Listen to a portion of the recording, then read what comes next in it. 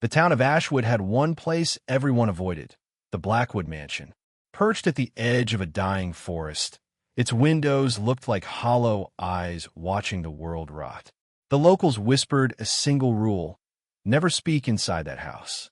They claimed the walls remembered words, repeated them, twisted them into something alive.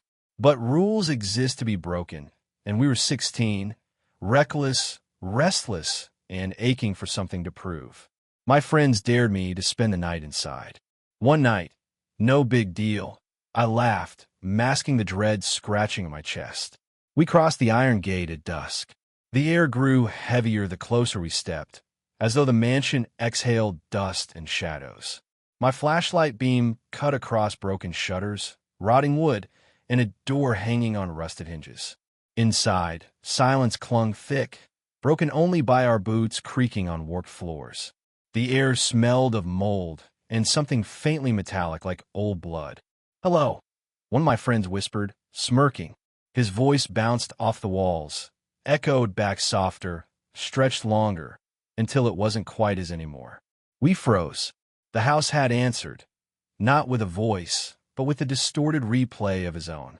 The sound slithered along the hallways, fading into the dark. I should have left then. We all should have. But the mansion had already heard us, and once it heard you, there was no going back.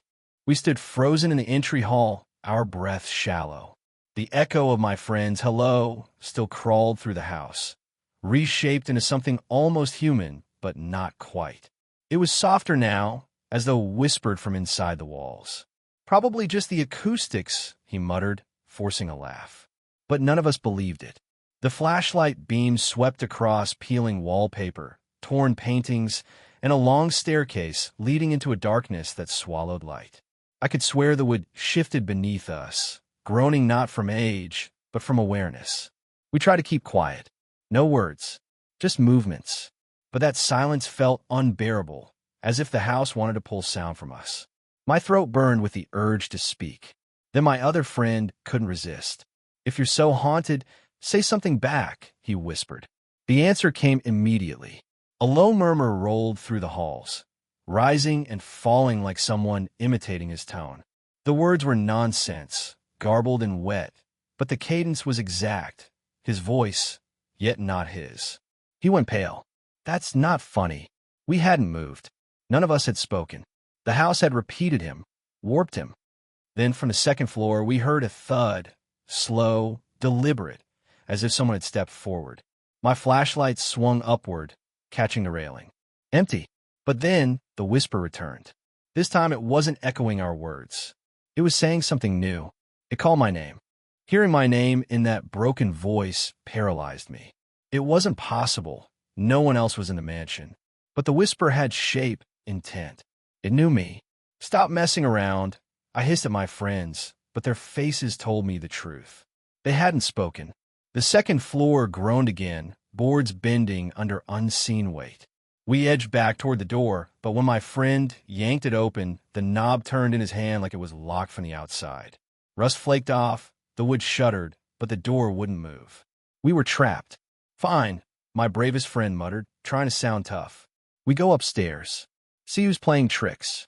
The staircase moaned as we climbed. Dust rained down, cobwebs brushing our skin. At the top, a hallway stretched impossibly long, lined with doors that all seemed slightly ajar. A draft whispered through them, carrying faint voices, snatches of words we had spoken earlier, repeated back in fragments. "Not funny." "Hello." "If you're haunted." Our own phrases twisted, replayed. The house was speaking us back to ourselves. Then one door creaked wide, slowly, like it had been waiting. My flashlight caught movement inside, something shifting just out of sight. "Who's there?" I asked before I could stop myself. For a moment, silence. Then a sound so soft I barely caught it. "I am." The word was mine, my own voice spoken back at me. The single phrase, "I am," slid through the room in my exact tone, as though the walls themselves had stolen my voice. My friends stared at me like I'd spoken, but I hadn't moved my lips. My flashlight trembled in my hand. The beam swept across a shattered mirror leaning against the wall. For a heartbeat, I saw my reflection. Then another me, standing just behind my shoulder, lips curling into a grin I didn't wear. I staggered back, nearly dropping the light. The mirror was cracked and filthy, but what I saw was too sharp, too alive. Then the reflection whispered, "Stay." The word carried through the entire hallway. The other doors rattled in response, would knocking against frames as though the house approved. My bravest friend tried to smash the mirror, but when the flashlight passed back over it, the glass was blank, showing only our pale faces. Still, the whisper lingered in my skull like an echo that wouldn't die. "Let's get out of here," I said, my voice breaking. We turned, but the hallway had changed. It wasn't the short stretch we climbed into. It stretched on, endless doors yawning open into blackness. Behind us, the stairs had vanished. The way down was gone. We weren't inside a house anymore. We were inside something alive, and it was listening. The endless hallway pulsed with a strange rhythm, like the slow breathing of something enormous.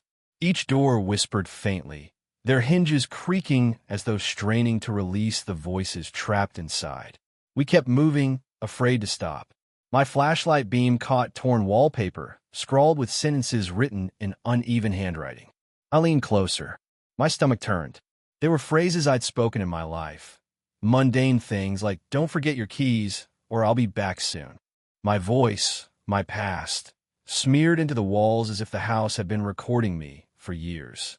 "What is this place?" my friend muttered. His words echoed strangely, bouncing back louder, sharper, until the walls repeated him in unison. "What is this place?" The sound made the floor quiver. Dust rained down, and the doors shivered violently. My friend slapped his hands over his ears, but the echo kept building, louder, until it wasn't just words. It was a chorus, 100 voices layered into one. We bolted, sprinting down the hall. The doors banged open as we passed, each revealing a room filled with shadows that stretched too far, reaching for us. The air grew suffocating, heavy with whispers. Then we stopped dead. The hallway ended at a single massive door, taller than the rest, carved with strange symbols that seemed to twist under the flashlight's glare. The whispering stopped. Silence swallowed everything. Then, in the hush, the door itself breathed a single word, slow, careful, deliberate. "Enter." The massive door loomed before us, its wood blackened and damp, etched with symbols that pulsed faintly like veins under skin. None of us wanted to touch it, but the silence behind us was worse, like the house itself was waiting, holding its breath. My bravest friend gritted his teeth and shoved the door open. It groaned on ancient hinges, releasing a gust of air so cold it burned. My flashlight cut into the dark, and for the first time, the light didn't reach the far wall. The room was impossibly vast, bigger than the house should allow. The walls were lined with carvings, rows upon rows of mouths, each open in a silent scream. As we stepped closer, they twitched. The mouths weren't carved. They were real. Then a murmur rose, at first soft, then deafening. Every mouth began to whisper at once, layering thousands of voices, weaving together into something like speech. It wasn't random. It was us. Every word we'd spoken since entering the house, every desperate cry, every shaky breath, repeated back by the walls. One mouth near the floor stretched wider, unnatural, until it formed into my face. My lips, my voice. It whispered, "You belong here now." I staggered back, gagging on terror. The walls convulsed, mouths opening wider, and I realized they weren't just repeating. They were collecting. Every sound fed the house. Every word gave it more of us. And soon it wouldn't need echoes. It would have us whole. The air inside the vast chamber grew heavy, vibrating with the storm of whispers. My ears rang until I couldn't tell which thoughts were mine and which belonged to the house. My friends clutched their heads, stumbling as though the voices were burrowing straight into their skulls. "Don't listen," I shouted. But the moment I spoke, every mouth repeated it back, multiplying the command until the walls thundered with my own voice. "Don't listen. Don't listen. Don't listen." The sound pressed against us, crushing, shaking the floor. My flashlight sputtered and died, plunging us into a darkness broken only by the faint glow of those shifting mouths. Then one of my friends screamed. He had dropped to his knees, hands clawing at his ears. The whispers had singled him out, chanting his name over and over. His voice joined theirs, unwilling, dragged out of his throat as though the house was pulling it directly from him. "Stop!" I yelled, grabbing his arm, but his mouth was moving without him. His scream blended into the walls, feeding them, until his words no longer came from his lips. They came from everywhere else. The chamber shook, satisfied, and the whispers quieted. My friend slumped, pale and trembling, eyes wide with horror. The house had taken part of him, and I knew, if we didn't escape, it would take us all, piece by piece, word by word, until nothing remained but echoes. We dragged my trembling friend to his feet, but he was hollow, like part of him had been drained away. His lips moved soundlessly, whispering words we couldn't hear. The vast chamber shifted, the mouths closing one by one until only a single voice remained, deep and resonant, speaking from the largest mouth high on the far wall. "You've given me enough to taste," it rumbled, "but you will give more." My skin crawled. The voice wasn't imitating anymore. It was speaking on its own, ancient and hungry. "What do you want?" I asked, though I knew speaking was feeding it. The mouth stretched wider, a grotesque smile. "Everything." The walls pulsed, and suddenly the chamber bent around us, shrinking, closing in. Doors appeared along the edges, dozens of them, all leading out. My heart leapt with hope until the voice whispered again. "Choose one, only one. Leave or stay forever." Each door groaned open, spilling faint light. But every single one whispered, beckoning, repeating phrases from our lives. Some called in my mother's voice. Others repeated childhood memories, laughter, secrets I thought no one knew. The house wasn't offering escape. It was tempting us with ourselves. My friends argued in panicked whispers, each door pulling harder at their minds. I could see them faltering, ready to step into whatever lie the house had crafted. But deep down, I knew none of those doors led outside. They only led deeper in. The whispers from the doors tangled around us, each one sweeter than the last. My hollow-eyed friend staggered toward one where his mother's voice called, "Come home, dinner's ready." He reached for the handle, tears on his cheeks. I yanked him back. "It's not real," I shouted. The words bounced from the walls, magnified, twisted, thrown back at us with venom. "Not real, not real, not real." The house laughed with my own voice, the sound dripping with mockery. One of my other friends broke, rushing toward a door where the sound of children's laughter spilled out. The moment he stepped through, the door slammed shut behind him. His scream echoed, muffled, then vanished. When I wrenched the door open again, there was nothing. Just another hallway lined with mouths, stretching into infinity. He was gone. Panic rose in my chest, but I forced it down. "We can't choose," I whispered. "That's the trick. Choosing is feeding it." The great mouth on the wall split into a grin so wide the flesh cracked. Blood-dark liquid dripped down the wall as it growled. "Then stay." The doors slammed shut all at once. The floor trembled, the walls closing in like a throat preparing to swallow. My flashlight flickered back to life, and for a moment I saw it, bones piled in the corners, skulls with mouths stretched wide open, forever whispering. We were just the latest meal. The chamber shuddered, mouths chanting louder, the house feeding on our fear. My two friends clutched me, their eyes wild, voices trembling. "We're not getting out," one whispered, and instantly the walls repeated it, 1,000 voices hammering the truth. I realized then, every word gave the house more power. The only chance was silence. Absolute silence.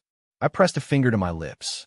My friends nodded, terrified, biting back every sound. The mouths slowed, confused, their whispers faltering as though starving. The house groaned, restless, straining to drag words from us. The largest mouth roared, a thunderous bellow shaking the walls. "Speak!" It demanded, its breath like a gale. Cracks splintered across the floor, black voids opening beneath us. We didn't move, didn't breathe. The silence grew heavier, unbearable. The mouths writhed, shrieking for sound, but we gave them nothing. Finally, the walls convulsed with fury. The chambers split apart, light searing through the cracks. And then, without warning, we were outside. We stumbled into the night air, collapsing in the overgrown yard. Behind us, the mansion loomed silent, its windows dark, its doors sealed. But as I caught my breath, I heard it, faint, almost lost in the wind. My own voice, carried from deep inside the house, whispering one final word. Stay. You've been listening, but the night never truly ends. Shadows linger, whispers follow, and some doors are never meant to close. If you dare to hear more, step deeper with us. Pause, let the atmosphere breathe, then softer, unsettling tone. This is Deep Night, where the darkness is always waiting.